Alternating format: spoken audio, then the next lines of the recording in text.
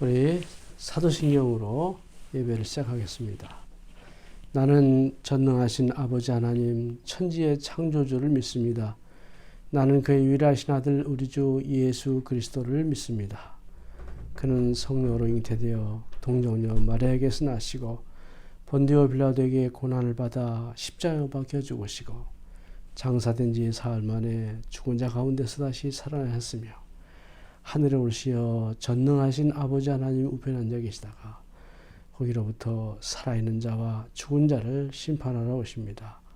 나는 성령을 믿으며 거룩한 공교회와 성도의 교제와 죄를 용서받는 것과 몸의 부활과 영생을 믿습니다. 아멘.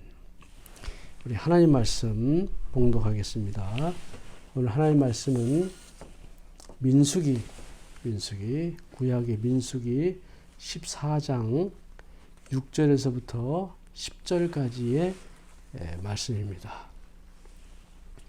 민수기 14장 6절에서 10절까지의 말씀 제가 봉독하겠습니다. 그 땅을 정탐한 자 중 눈의 아들 여호수아와 여분네의 아들 갈렙이 자기들의 옷을 찢고 이스라엘 자손의 온 회중에게 말하여 이르되 우리가 두루 다니며 정탐한 땅은 심히 아름다운 땅이라. 여호와께서 우리를 기뻐하시면 우리를 그 땅으로 인도하여 들이시고 그 땅을 우리에게 주시리라. 이는 과연 젖과 꿀이 흐르는 땅이니라. 다만 여호와를 거역하지 말라. 또 그 땅 백성을 두려워하지 말라. 그들은 우리의 먹이라. 그들의 보호자는 그들에게서 떠났고 여호와는 우리와 함께 하시느니라.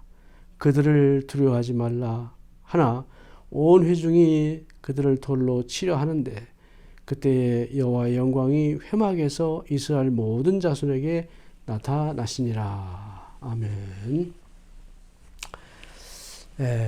오늘 우리가 다는 읽진 않았지만은 봉독한 말씀이 민수기 13장과 14장에 나오는 그런 말씀의 한 부분을 제가 읽었습니다.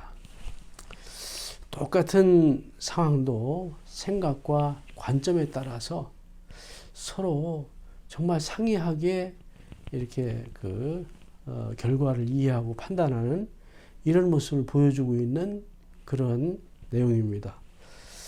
이 기록은 이스라엘 백성들이 이집트에서 노예 생활을 하다가 하나님의 은혜로 이제 탈출해가지고 출애굽이라고 그러죠. 탈출해서 이제 약속한 땅 가나안으로 가는 출발해서 얼마 되지 않은 그 시점에 발생한 일입니다.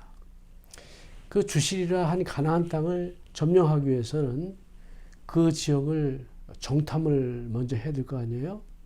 그래서 12지파의 대표, 말하자면 아주 영향력인 지휘관들이죠.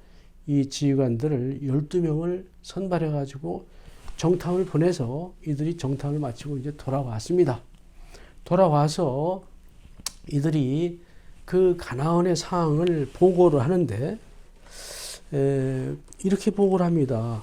그 땅 사는 사람들은 강하다. 성도 튼튼하고 크다. 거인족들이 살고 있다. 이런 보고를 합니다. 사실 이거는 객관적인 보고죠. 객관적으로 상황을 판단해서 보고한 거죠.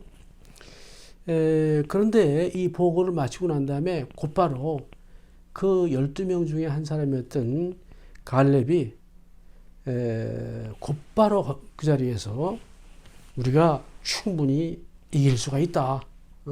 곧 올라가서 그 땅을 취하자 하는 얘기를 합니다. 그런데 이런 갈렙의 의견이 그냥 묵살되고 맙니다. 묵살되고 말아요. 왜냐하면 나머지 10명이 말이에요. 이제 거기 여호수아와 갈렙이 같은 입장이지만 나머지 10명이 아주 부정적인 얘기를 하면서 백성들을 막 선동을 합니다. 우리는 그 백성을 칠 수가 없다. 그들이 우리보다 강하다. 또 뭐 지형이 안 좋다느니 뭐 쉽게 말해서 살기도 안 좋다 그런 얘기겠죠.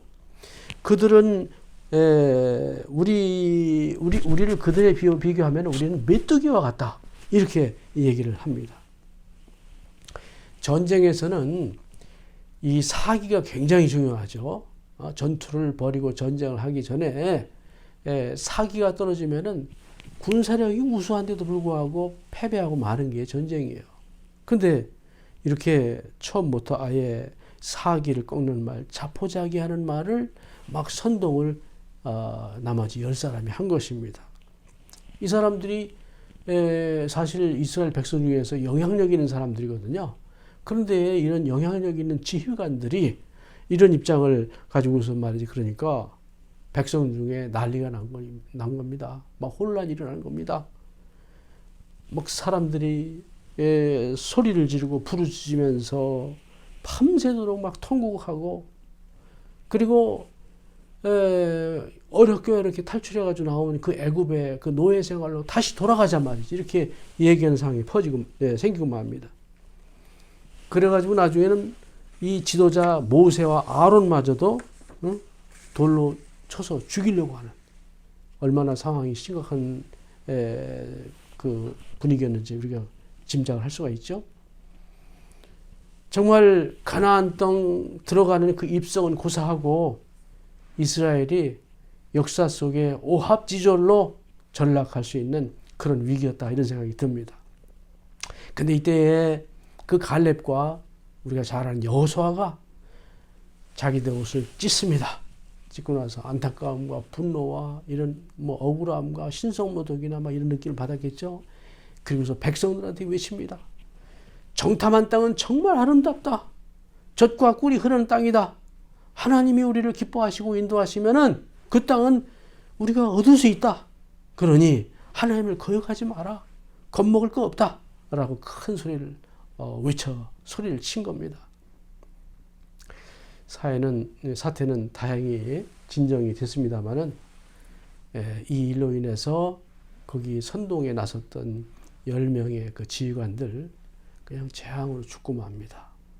그리고 이들이 일부가 전투를 하다가 패배하게 되고요. 그 다음에 거기 나이 든 사람들 대부분은 40년 동안 광야에서 그렇게 고생하고 가기를 희망했던 그 가나안 땅에 들어가지 못하고 광야에서 그냥 일생을 마치고 맙니다. 죽고 맙니다. 똑같이 정탐을 다녀왔는데 어떻게 이런 다른 반응이 나오느냐? 이건 그렇게 의아하게 생각할 거 없습니다.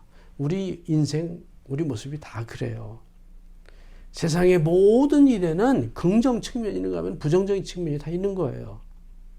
그런데 그런 상황에서 정말 긍정의 눈으로 보느냐, 부정의 눈으로 보느냐, 이것이 차이예요. 이것이 다름인 것입니다.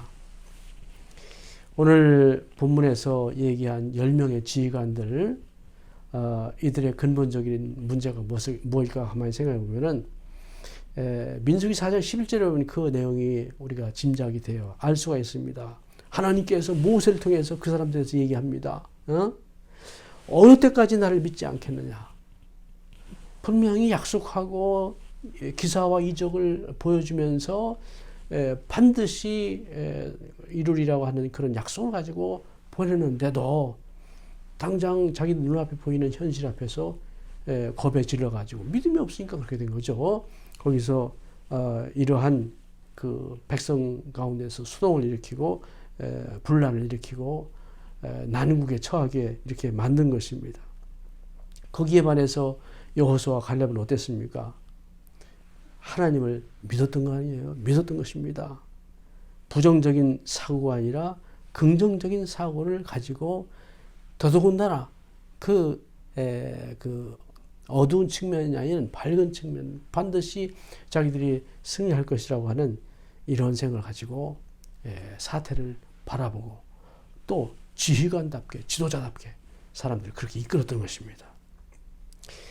우리 그리스도인들은요, 전능하신 하나님을 믿는 백성들은요, 무슨 일이든지 부정적인 사고보다는 긍정적인 사고로 세상을 봐야 돼요. 하나님께서 날 인도하신다. 무슨 일이든지 할 수 있다. 혹시 내가 실패하더라도, 아니 연속해서 실패하는 경우가 생기더라도 그거 실패 아니다. 더 나은 미래를 위해서 나에게 위장된 그런 실패일 뿐이다 말이지. 위장된 그런 모습일 뿐이다 말이지. 이런 생각을 가지고 살아가야 됩니다. 그럴 때 저마다의 그 어려운 현실 속에서도 개인뿐만 아니라 이 세상을 위해서 우리가 세상을 살면서 나뿐만 아니라 세상을 위해서 뭔가 정말 의미 있는 일을 수행하며 살다가 가야 되는 그런 존재 아니에요? 그런 세상을 위해서도 정말 열매를 맺는 사람이 되게 되는 거예요. 누구나 저마다 정말 세상을 살다면 대단히 뛰어나게 앞서가는 사람도 있고 그렇지 못한 경우도 있는데 그거는 우수하고 열등하고 그게 문제가 아니에요. 빨리 뛰는 사람은 소위 달란트가 있는 것이고 늦게 가는 사람이 달란트가 있어요. 그 각 사람이 다 역할이 있는 거야. 그거를 적절하게 평가하신 분은 하나님이신 것이에요. 그러니까 그런 현실에 대해서 우리가 일비하면서 그렇게 지낼 필요 없어요. 내가 이 작은 톱니바퀴, 큰 톱니바퀴 이렇게 얽혀 사는 이 세상 구조 안에서 내 역할이 없어서는 안 되는구나 이렇게 생각하면서 어떤 상황에서도 상황을 긍정적으로 보는 그런 태도와 자세가 필요한데, 그런데 이런 삶의 자세가 어디서 나온다고요? 이것을 이끄는 가장 큰 힘이 뭐냐고요? 믿음이라는 것입니다. 지금 여호수아와 갈렙이 그걸 보여주고 있지 않습니까? 소수야 소수, 12명 중에서 2명이라는 소수란 말이에요.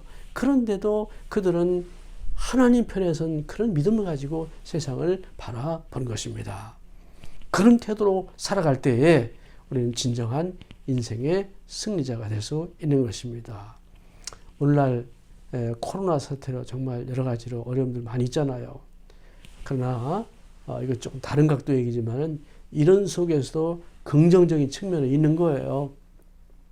인도 북부에서 히말라야 쪽을 이렇게 바라보면은 한 200km 멀리까지 지금 다 보인대요. 옛날에 상상도 못했대. 그리고 세계에 그 공기가 안 좋고 대기질이 나쁜 도시가 한 20개 정도 있다면 그 중에 14개가 인도에 있었다는 거예요. 근데 지금은 2곳밖에 없다는 거예요. 그만큼 봉쇄령 내린 뒤에 오히려 대기질이 좋아졌다는 겁니다.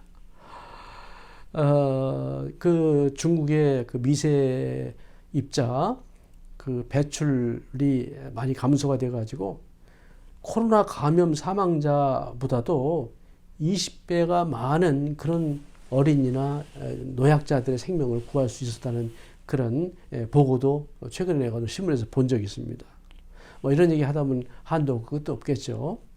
이 상황이 좋은 거다 뭐 이렇게 얘기하는 건 아니지만은 어려움 속에도 분명히 하나님의 좋은 뜻이, 선한 뜻이, 정말 우리가 예상치 못했던 그런 뜻이 있다는 거, 이러한 이해와 관점과 또 태도와 눈을 가지고 우리가 세상을 바라봐야 될 것입니다. 머지않아 이 지구촌 전체가 잘 이 상황을 극복해내고 더 나은 진보로 나아가게 될 거라고 저는 믿습니다. 말씀을 맺고자 합니다. 우리 기독 학생들 이 믿음의 터 위에서 이 신앙의 터 위에서 여러분들 공부한다는 게 얼마나 감사한 일입니까? 감사한 일이에요. 어떤 상황에서도 부정적인 생각보다는 긍정과 희망을 가지고 불평과 불만이 우리 속에 스며들지 않게 내가 하나님께 향한 믿음을 가지고 살아간다면 나는 반드시 성공할 수 있다. 이 성공이라는 건 제가 너무 가시적이고 물리적인 것을 얘기하는 것이 아닙니다. 좀 더 이렇게 균형 잡힌 그런 관점에서 이 성공, 이런 관점의 성공, 이런 인생의 성공, 이런 성공을 살아가게 될 줄로 압니다. 부디 여러분들 그러한 생애를 주님 안에서 복되게 살아가시는 저와 여러분 믿으시기를 우리 주님의 이름으로 축원합니다. 아멘. 기도하겠습니다.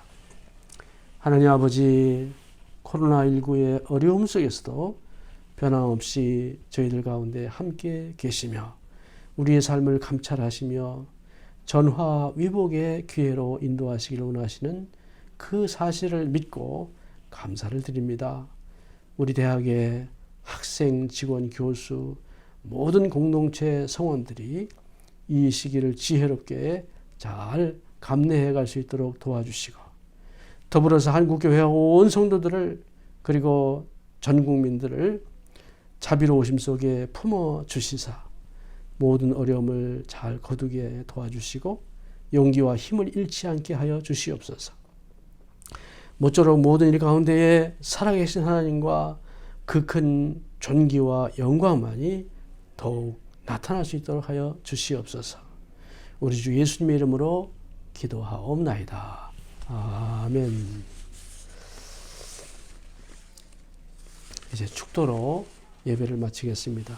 지금은 우리 주 예수 그리스도의 은혜와 하나님 아버지의 사랑하심과 성령의 교통하심이 오늘 이 영상을 통해서 하나님의 예배한 모든 사람들 가운데 이 나라와 이 민족 위에 우리 대학 위에 영원토록 함께 항상 함께 하시기를 간절히 축원하옵나이다.